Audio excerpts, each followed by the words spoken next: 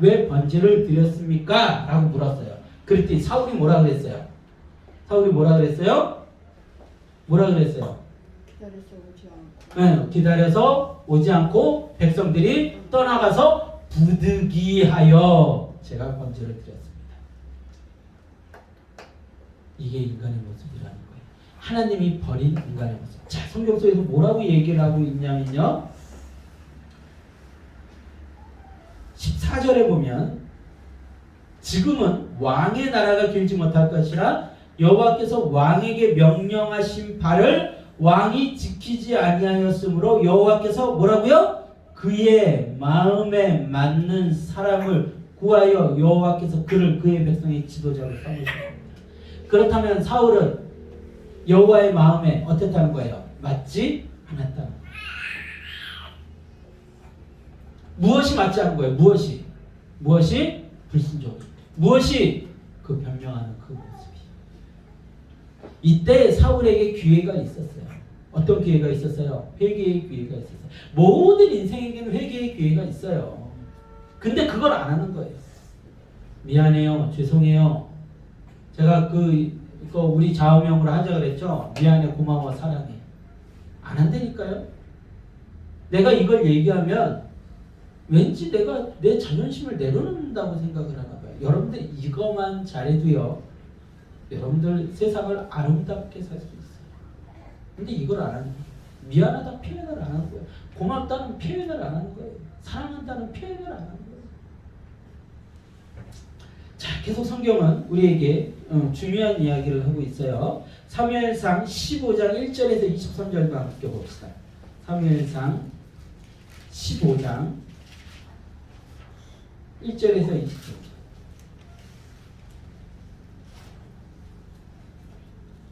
자, 본문이 기니까 제가 봉독을 할 건데 배경을 조금만 설명을 드릴게요. 하나님께서 아말렉을 진멸하라는 말씀을 굉장히 이스라엘 백성에게 많이 주십니다. 왜 그러냐면 뭐 그 배경을 다 설명하기에 시간이 너무나도 오래 걸릴 것 같고, 아말렉이 세상을 상징하는 민족이에요. 그래서 이스라엘이 애굽에서 탈출했을 때도 처음 전쟁한 것이 누구와의 전쟁이었어요? 아말렉과의 전쟁이었어요. 그때도 하나님은 똑같은 명령을 내립니다. 모두 다 진멸하라고 명령을 내리세요. 그리고 그것을 기억하라고 판에 적어서 기록하여 기억하게 하라고 명령을 내리십니다. 지금 여기서도 마찬가지예요. 하나님께서 어떤 명령을 내리라면 모든 것을 진멸하라고 명령을 내리세요. 그런데 사울이 그것을 또 불순종합니다. 그리고 나서 사울이 어떤 반응을 보이는지 아주 성경이 기가 막히게 다 자세하게 표현하고 있어요. 그러니까 잘 보세요. 1절에서 23절입니다. 15장 제가 공독합니다. 사무엘이 사울에게 이르되 여호와께서 나를 보내어 왕에게 기름을 부어 그의 백성 이스라엘 위에 왕으로 삼으셨은즉 이제 왕은 여호와의 말씀을 들으소서. 만군의 여호와께서 이같이 말씀하시기를 아말렉이 이스라엘에게 행한 일 곧 애굽에서 나올 때에 길에서 대적한 일로 내가 그들을 벌하노니 지금 가서 아말렉을 쳐서 그들의 모든 소유를 남기지 말고 진멸하되 남녀와 소아와 젖먹는 아이와 우양과 낙타와 나귀를 죽이라 하셨나이다 하니, 지금 이 말씀을 보고서는 요 말씀만 콕 집어가지고 하나님이 너무 잔인하다 어쩌다 하는 사람들이 있는데요. 하나님께서 얘기하고 있는 아말렉을 진멸하는 그 의미는 뭐예요? 우리 안에서 뭘 없애버려라? 세상을 없애버려라. 그 이야기, 세상 중심으로 살아가는 그 가치관 자체를 모두 다 말살해버려라. 지금 그 의미를 이야기를 하고 계신 거예요. 자, 4절부터 계속 봅니다.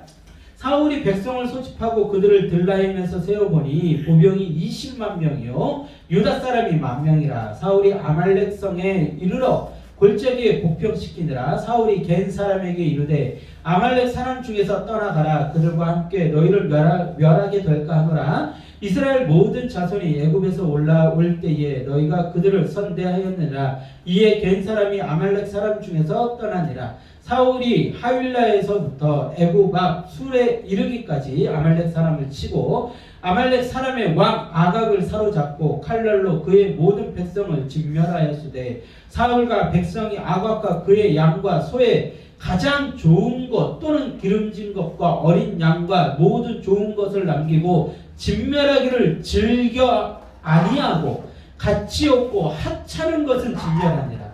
여호와의 말씀이 사무엘에게 임하니라. 이르시되 내가 사울을 왕으로 세운 것을 후회하노니 그가 돌이켜서 나를 따르지 아니하며 내 명령을 행하지 아니하였음이니라 하신지라. 사무엘이 근심하여 온 밤을 여호와께 부르짖으니라. 사무엘이 사울을 만나려고 아침에 일찍이 일어났더니 어떤 사람이 사무엘에게 말하여 이르되 사울이 갈멜에 이르러 자기를 위하여 기념비를 세우고 발길을 돌려 길갈로 내려갔다 하는지라. 사무엘이 사울에게 이른즉 사울이 그에게 이르되 원하건대 당신은 여호와께 복을 받으소서. 내가 여호와의 명령을 행하였나이다. 그랬나요? 아니죠. 거짓말을 하고 있어요. 14절입니다. 사무엘이 이르되 그러면 내 귀에 들려오는 이 양의 소리와 내게 들리는 소의 소리는 어찌 됨이니까 아니라. 사울이 이르되 그것은 자 보세요. 무리가 아말렉 사람에게서 끌어온 것인데 백성이 당신의 하나님 여호와께 제사하려 하여 양들과 소들 중에서 가장 좋은 것을 남기며 그 외의 것은 우리가 진멸하느냐 하는지라. 자, 자기가 잘못했다는 얘기 한마디라도 하고 있나요? 다 누구에게 핑계를 돌리고 있어요? 무리와 백성에게 핑계를 돌리고 있어요. 완벽한 변명이고 거짓말이죠. 자, 16절부터 계속 봅니다. 사무엘이 사울에게 이르되 가만히 계시옵소서. 간밤에 여호와께서 내게 이르신 것을 왕에게 말하리이다 하니 그가 이르되 말씀하소서. 사무엘이 이르되 왕이 스스로 작게 여길 그때에 이스라엘 지파의 머리가 되지 아니하셨나이까. 여호와께서 왕에게 기름을 부어 이스라엘 왕으로 삼으시고 또 여호와께서 왕을 길로 보내시며 이르시기를 가서 죄인 아말렉 사람을 진멸하되 다 없어지기까지 치라 하셨거늘 어찌하여 왕이 여호와의 목소리를 청종하지 아니하고 탈취하기만 급하여 여호와께서 악하게 여기신 일을 행하였나이까. 자, 정확하게 지금 사울의 잘못을 어떻게 하고 있어요? 드러내고 있어요. 하나님께서 명령하신 것을 그대로 이야기를 하고 있어요. 그런데 사울의 반응이요? 20절입니다. 사울이 사무엘에게 이르되 나는 실로 여호와의 목소리를 청종하여 여호와께서 보내신 길로 가서 아말렉 왕 아각을 끌어왔고 아말렉 사람들을 진멸하였으나 다만 백성이 그 마땅히 멸할 것 중에서 가장 좋은 것으로 길갈에서 당신의 하나님 여호와께 제사하려고 양과 소를 끌어왔느니라 왔나이다 하는지라. 뭐라고 하고 있어요? 다만 백성이 또 변명하고 있어요. 모든 것이 드러난 상황 가운데. 그리고 뭐라고 하고 있어요? 아주 굉장히 중요한 거죠. 길갈에서 당신의 하나님 여호와께 제사하려. 이미 하나님은 사울의 하나님이 되지 못하고 계셔요. 자, 22절입니다. 사무엘이 이르되 여호와께서 번제와 다른 제사를 그의 목소리를 청종하는 것을 좋아하신 같이 좋아하시겠나이까?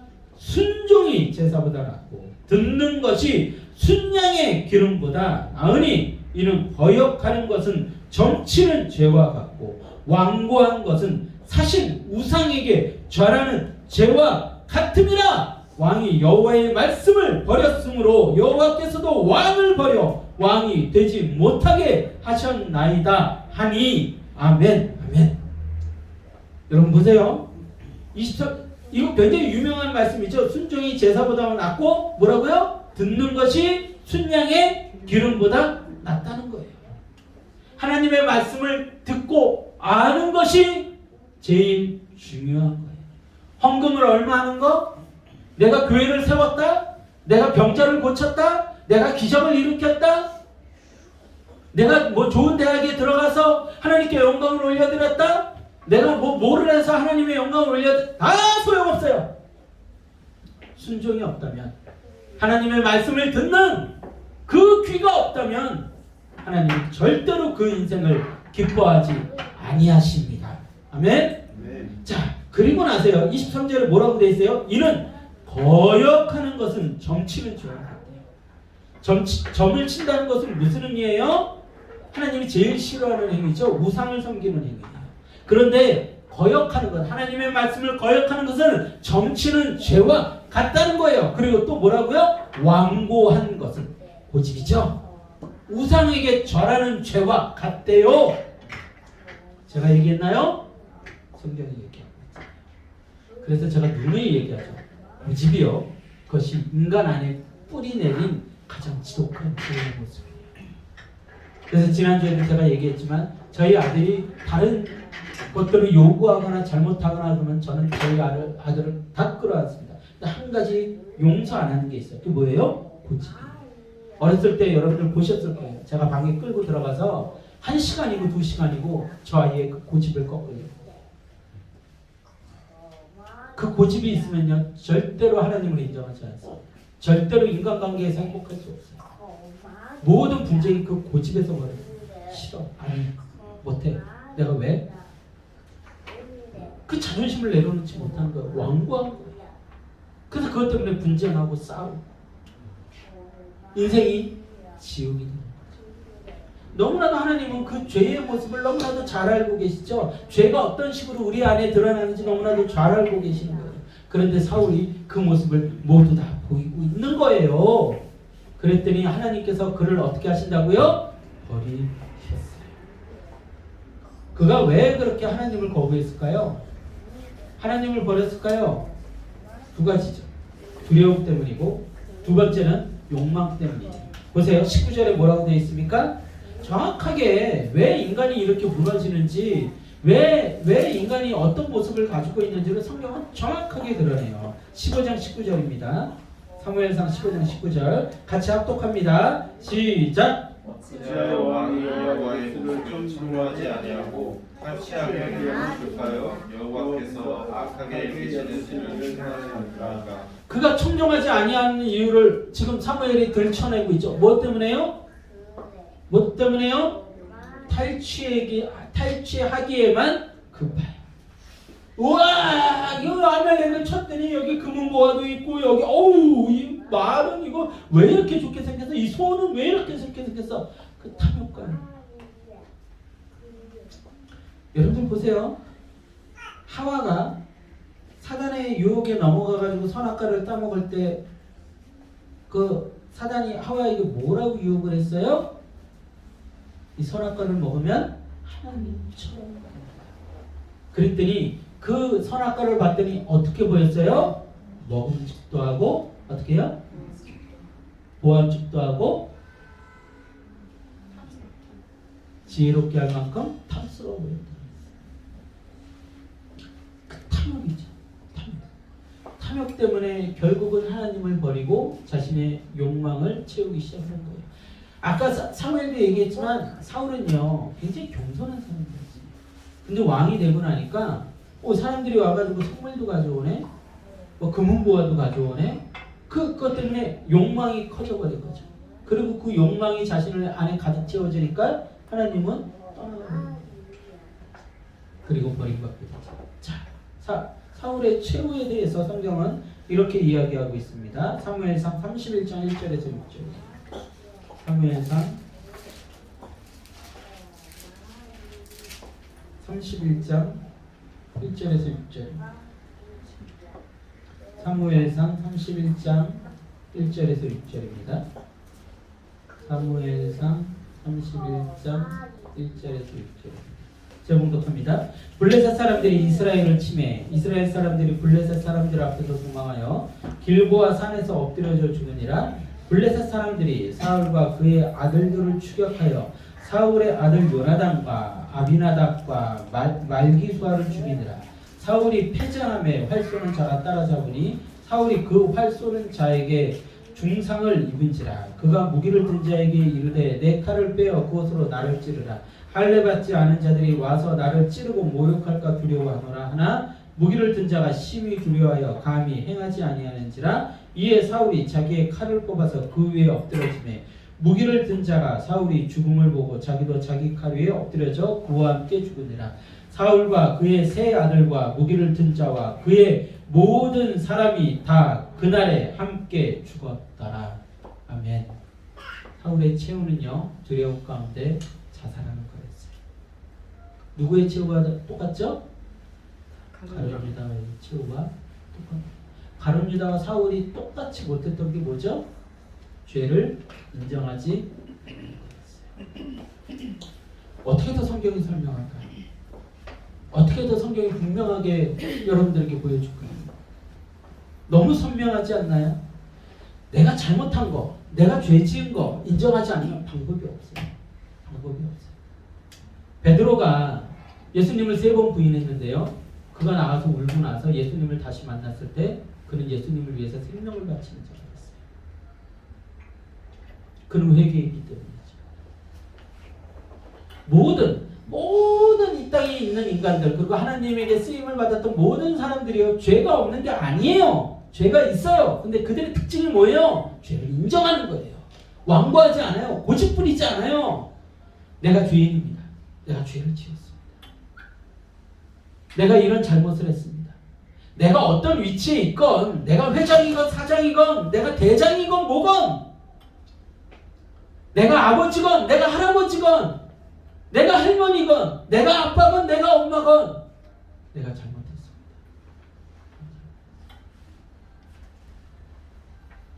철저하게 듣고 있어서 참 얘기하기가 그런데 우리 아들이 굉장히 칭찬을 많이 받아요. 굉장히 어린이집에 칭찬을 많이 받습니다. 성품이 너무 좋다는 거예요. 그래서 그 얘기를 들을 때마다 굉장히 뿌듯하고 고맙고 감사해요. 근데 그렇게 되기까지 참 쉬운 시간은 아니었어요. 쉬운 시간. 저희 아내도 아마 쉬운 시간은 아니었어요.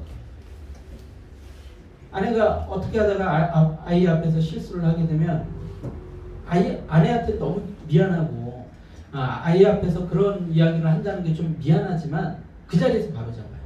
왜 사과하지 않으세요? 왜 미안하다고 안 하세요? 왜 거짓말하세요? 바로 잡아요. 바로 잡아요. 그래야만 아이가 정확하게 배우니까. 정확하게. 그래서 이 아이의 입에서 어떤 고백들이 나와요? 거짓말하면 안 되는 거잖아요. 하나님은 이런 걸 원하시잖아요. 이런 고백들이 아이 입에서 정확하게 나와요. 이 아이한테는 뭐가 없어요? 갈등이 없어요. 말씀과의 괴리감이 없어요. 굉장히 교만한 얘기 같지만 그러려고 애를 써요. 애를. 부족한 부분 많죠. 근데 그러려고 애를 써요. 아이가 말씀과의 괴리감이 없어요.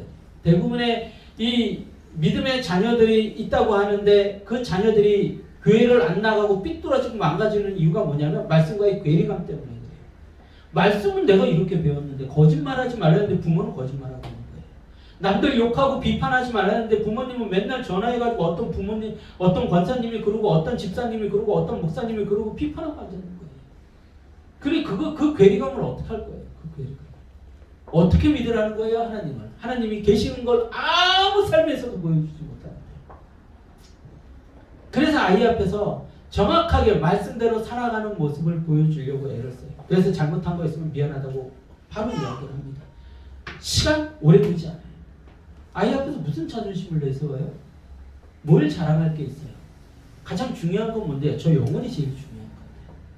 내 자존심 그따위가 뭐가 필요가 있어요? 우리 부모들의 자존심 그따위가 뭐가 필요가 있어요?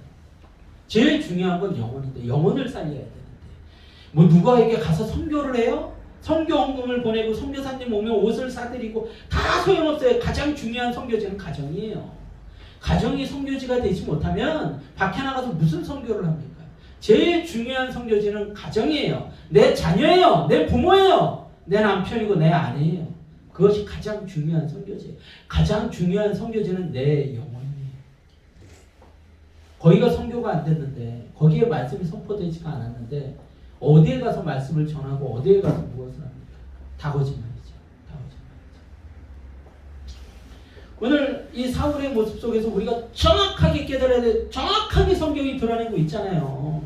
사울이 왜 망했어요? 왜 멸망당했어요? 왜 지옥에 떨어졌어요? 여러분 사울은 지옥에 떨어졌어요. 제가 누군가 천국 가고 지옥 가는 거 함부로 얘기할 수 없죠. 근데 성경에서 몇 명은 그걸 정확하게 얘기할 수 있어요. 가룟 유다, 사울 지옥에 떨어졌어요. 하나님이 그렇게 선포하셨을 거야. 내가 너를 버렸다. 그리고 자살했으니까 지옥에 떨어졌어요. 그러면 무엇이 남습니까? 그 고집 붙들고 완고하게 버티고 변명하고 포장하고 나 왕으로 살아남을 거야 그랬는데 무엇이 남습니까? 한량한 자존심 붙들지 마세요. 무엇이 남는다고요? 그거 붙들어가지고 높아져요? 절대로 높아지지 않아요. 거짓말로 아무리 포장해봐야 높아지지 않아요. 나 잘못 없어. 아, 이래서 이런 거야. 나 저래서 나 그거 내 실수 아니야. 당신이 이랬잖아. 당신도 이랬잖아. 아유, 진짜. 그래가지고 뭐가 달라지는데? 뭐가? 그 조금 자존심 높여가지고 뭐가 달라지는데? 내가 잘못했어요. 내가 죄송합니다. 아유, 미안해요. 내가 실수했네요. 변명 다 빼고, 포장 다 빼고, 바로 이러면은 다 해결돼요. 다. 특별히 무엇에서요? 하나님의 말씀 앞에서. 하나님의 말씀으로 여러분들의 가슴을 찌른단 말이에요. 너희들 이런 죄인이다. 근데 포장하고 있는 거예요. 아유, 목사님, 우리 남편이 이렇게 하는데 제가 어떻게 사랑할 수 있겠어요? 막 포장하는 거예요. 막 변명하는 거예요. 다 거짓말이에요. 거짓은 누구에게 속했다고요?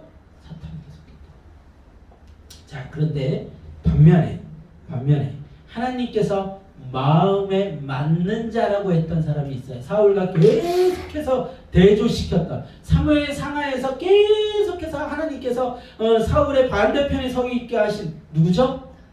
다윗이죠. 다윗을 너무 사랑하셨어요. 근데 제가 여러분들에게도 누누이 강조하지만 다윗은 지독한 죄인이었어요. 우리와 다르지 않았어요. 지독한 죄인이었어요. 음란한 마음도 있었고요. 자기의 권력을 이용하는 마음도 있었어요. 자기가 영광을 받으려고, 높임을 받으려고 하는 마음도 있었어요. 그런데 그 죄가 있을 때 하나님께서 너 죄인이야 라고 얘기하면 다윗은요 정확하게 그 죄를 제시했어요. 그리고 하나님, 제가 잘못했습니다.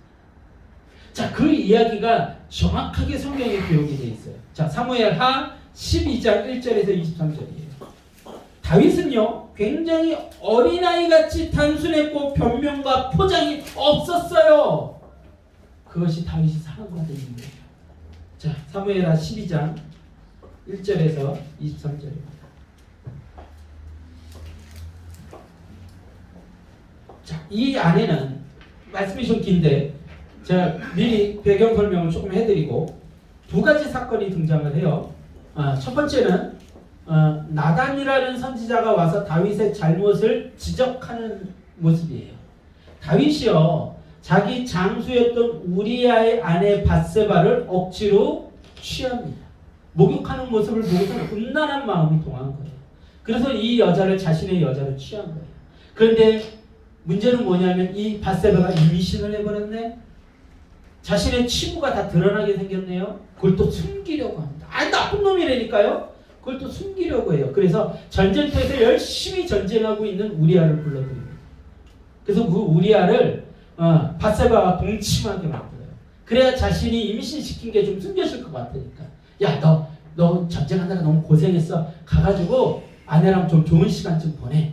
그러고서는 동침하게 만듭니다. 근데 우리아가 뭐라고 하냐면요. 집에 들어가지도 않아요. 저기요, 제 전우들은 지금 전쟁터에서 전쟁하고 있습니다. 제가 어떻게 혼자 가가지고 아내를 취하고 그런 쾌락을 취하고 제가 혼자 쉴 수 있겠습니까? 그럴 수 없습니다. 전 전쟁터로 갈 겁니다. 멋진 군인이죠. 최고로 충성된 군인인 거예요. 그랬더니 이 다윗이요, 자기의 그 군대 대장이죠. 군대 대장이 요압에게 이야기를 해가지고 우리아를 최전방으로 내버려요. 죽을 수밖에 없는 자리예요. 그래서 우리아를 그 요압이라는 그 대장이 전쟁터 최전방에 내보내서 우리아를 죽게 만듭니다. 모든 걸 덮으려고.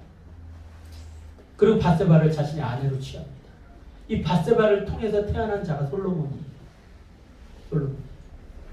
그런데 그 잘못을 하고 나서 나단이라는 선지자에게 하나님께서 보내가지고 그 잘못을 이야기하는 장면이에요. 그리고 나서 그것을 회개하고 나서 그가 자식을 낳습니다. 자식을 낳는데 그 자식이 죽게 된다고 하나님께서 선포하세요. 그리고 실제로 죽어요. 그 이야기가 오늘 12장 1절에서 23절까지의 말씀입니다. 자, 제가 천천히 봉독할 테니까 여러분들 따라와 보세요. 여호와께서 나단을 다윗에게 보내시니 그가 다윗에게 가서 그에게 이르되 한 성읍에 두 사람이 있는데, 지금 나단이 하나의 예를 들어가지고 다윗에게 당신 잘못했습니다 라는 것을 얘기하기 위해서 하나의 예화를 들고 있는 거예요. 한 사람은 부하고 한 사람은 가난하니 그 부한 사람은 양과 소가 심이 많으나 가난한 사람은 아무것도 없고 자기가 사서 기르는 작은 암양 새끼 한 마리뿐이라. 지금 이 부한 사람은 다윗을 지칭하고 있는 거고요. 가난한 사람은 우리야, 그리고 암양 새끼는 밧세바를 얘기하고 있는 거죠.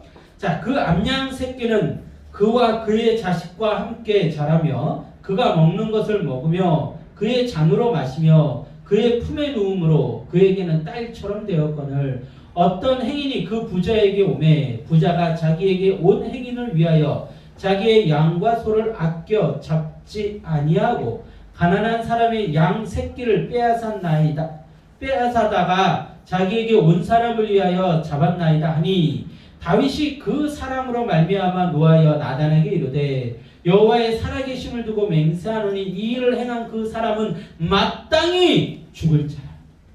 지금 이 나단이요, 그 예화를 들므로 인해서 지금 다윗 스스로가 자신의 죄를 인정하게 만든 거예요. 그 다윗이 한 죄는 무슨 죄였어요? 마땅히 죽을 죄였던 거예요.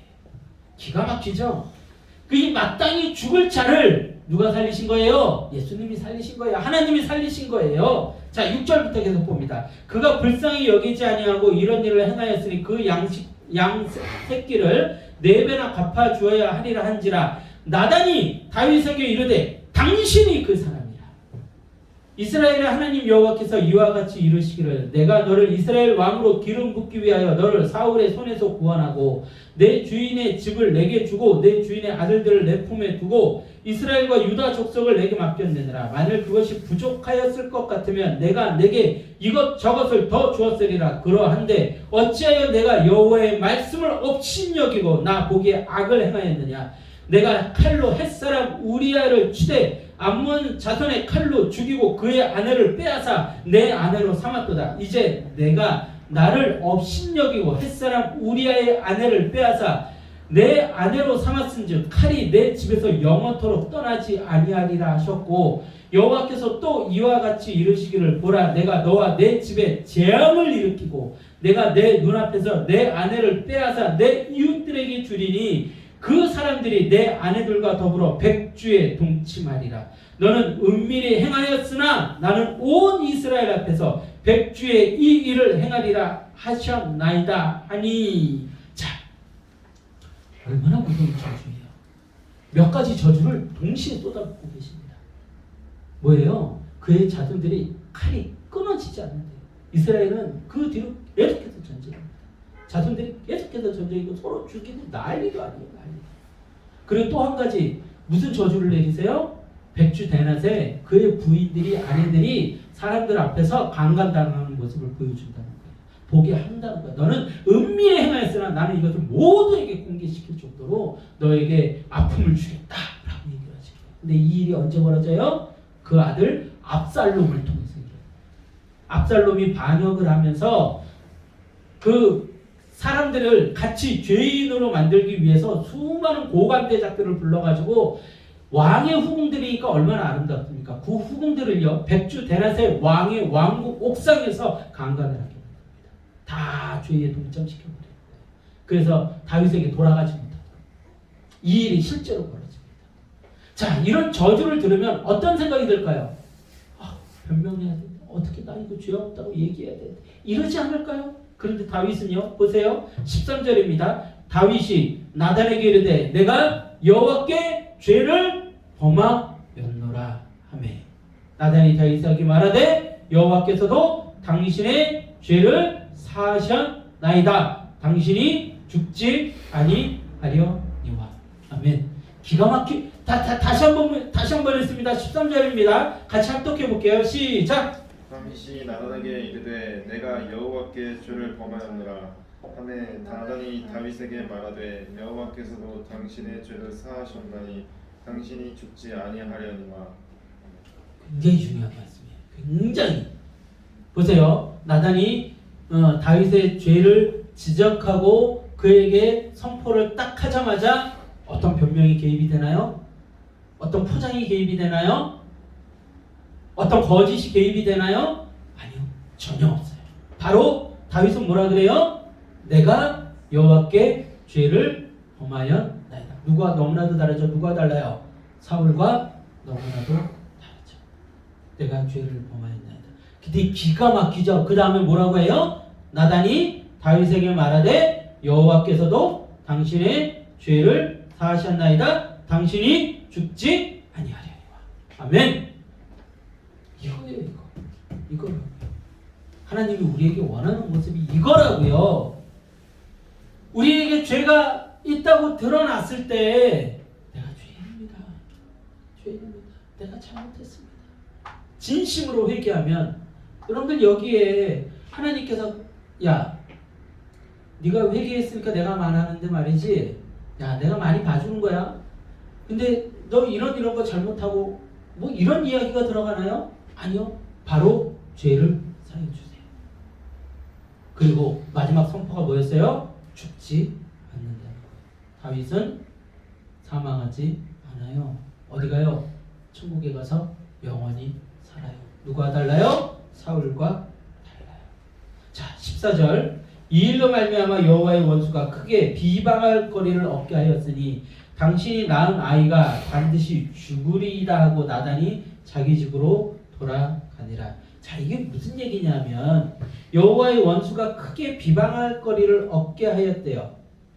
지금 이 사탄이요 매일같이 하는 게 뭐라고요? 하나님께 와서 참소하는 거예요. 참소.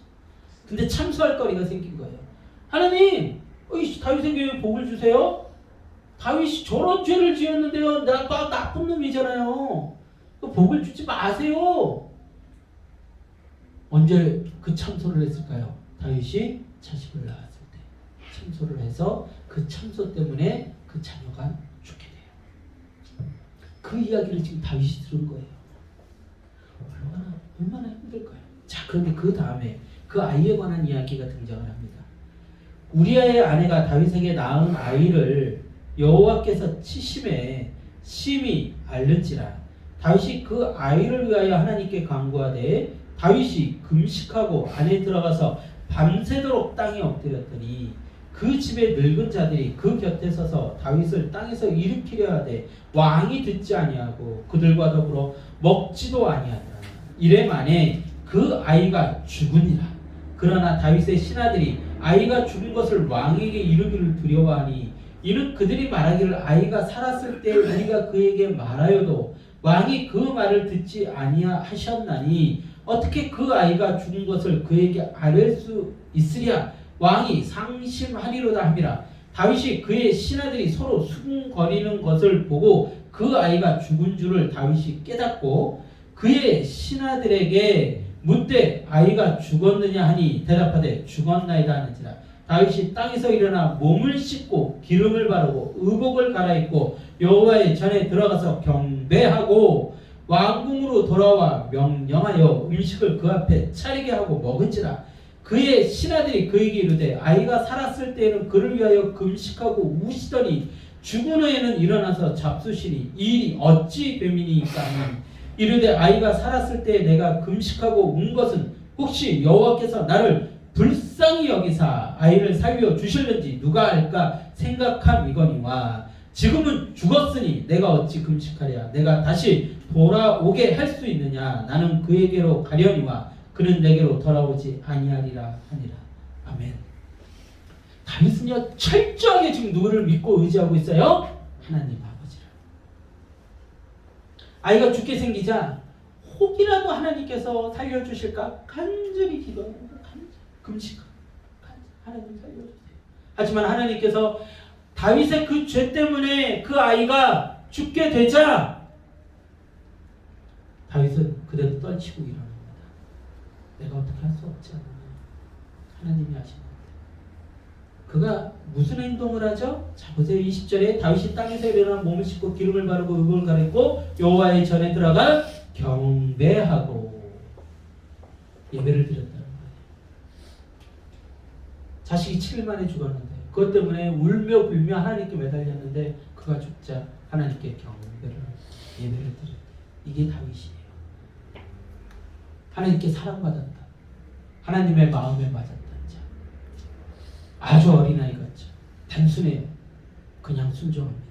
하나님이 하시면 하나님을 그대로 믿는 거예요. 하나님이 살리실 때는 살리실 이유가 있는 거고 죽이실 때는 죽이실 이유가 있는 거지.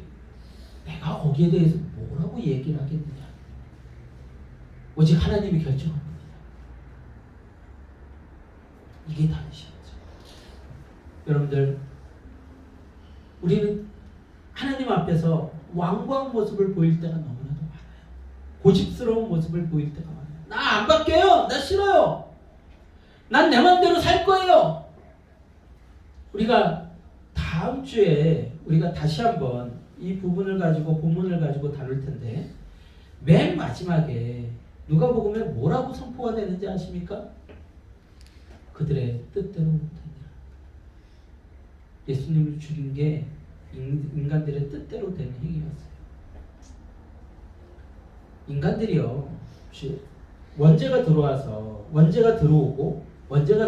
망가지고 난 다음에 그들 가운데 오직 한 가지 욕망이 있는 거예요. 최종적인 욕망. 그게 뭐예요? 나의 뜻대로 되길 원하는 거예요. 세상이, 내 자식이, 내 부모가, 내 친구가, 내 아내가, 내 남편, 모든 내 주변에 있는 것.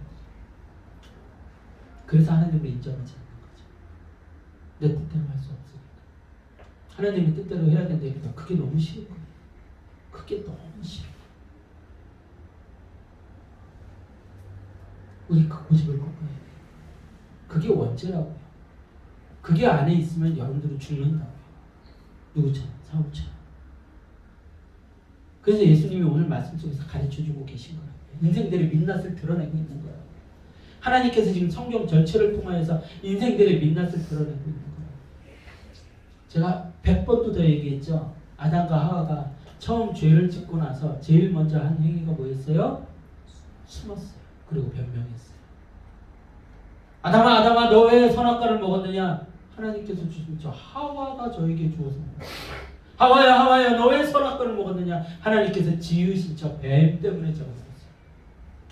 아무도 인정하지 않죠. 근데 그 모습들이 자신들 안에 있는 걸 뻔히 보면서도 인정을 안 해요. 인정을 안 한다니까?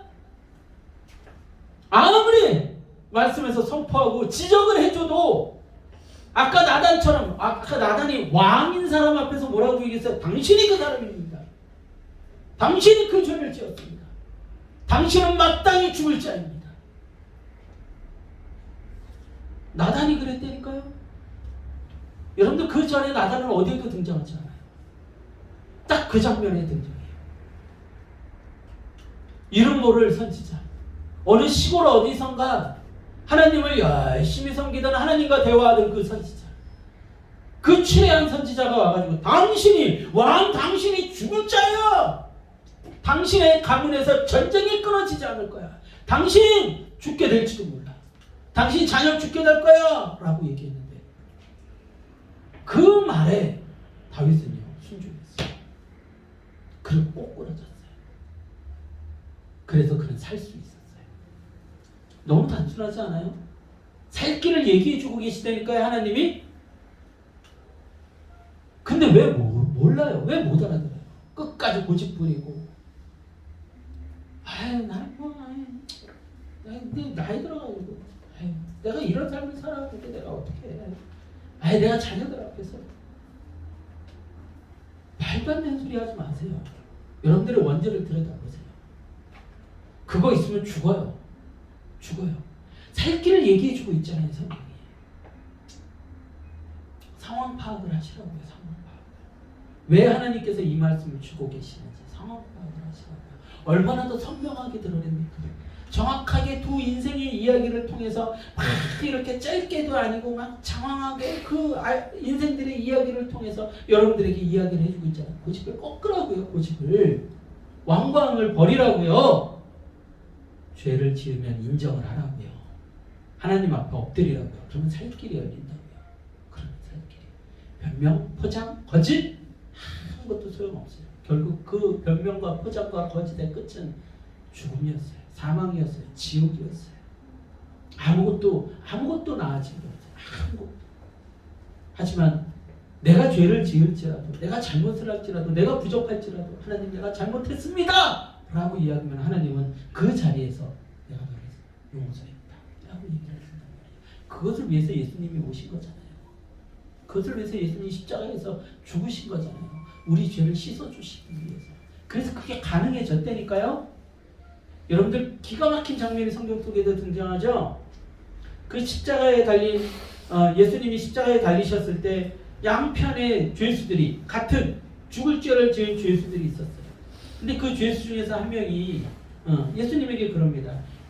예수님은 죄가 없으시잖아요. 예수님과 함께 저는 낙원에 있기를 원합니다. 저 좀 살려주세요. 라고 그 자리에서 자신의 죄를 인정하고 예수님을 인정했어요. 그때 예수님이 그 죄인에게 뭐라 그래요? 네가 오늘 나와 함께 낙원에 있으리라. 죽는 그 순간 그 죄인은 어디로 갔어요? 천국으로 갔어요. 낙원으로 갔어요. 그 전까지 온갖 도둑질에 강도질에 죽이고 살인하고 그래서 십자가에 달린 죄인이었지만 예수님이 한마디 하시면 그 죄가 용서하는 거예요. 뭐가 필요했어요? 내가 죄인입니다. 예수님 저 좀 살려주세요. 내가 죄인입니다. 예수님 저 좀 살려주세요. 그 한마디가 필요했다. 근데 온 인생을 걸쳐서 그 한마디를 안 하는 인생. 나 잘났어. 내 자존심 붙들고 살 거야. 그러시면 안 돼. 이야기를 들으세요. 그리고 자신을 낮추세요. 순종하세요. 그 고집 붙들고 사지 마세요. 오늘 그 은혜를 깨닫고 참된 구원에 이르는 모두가 되기를 소망합니다. 찬양하고 기도하겠습니다. 어찌하여 찬양합니다.